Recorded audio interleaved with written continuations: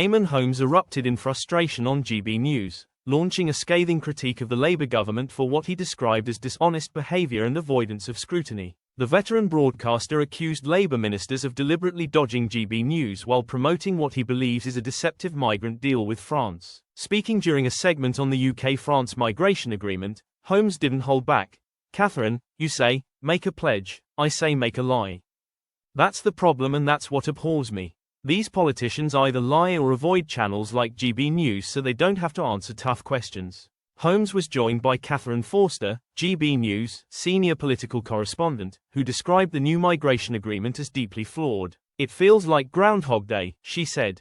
"The government makes a big promise, shouts about it, and when you look at the details, it all unravels." Forster highlighted several key weaknesses in the agreement. Notably, minors cannot be returned, and anyone claiming human rights violations must be allowed to stay in the UK.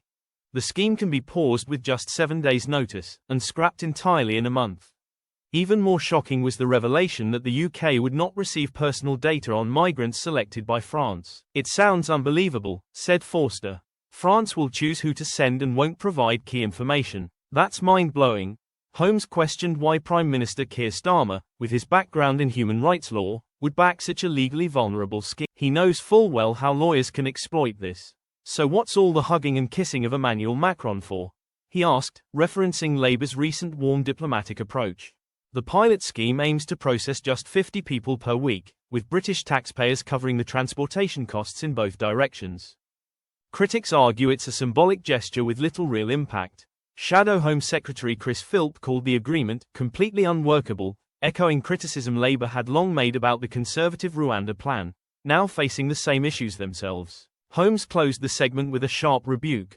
"We're being spun a lie, and expected to believe it just because it comes from a government minister. But it's still a lie.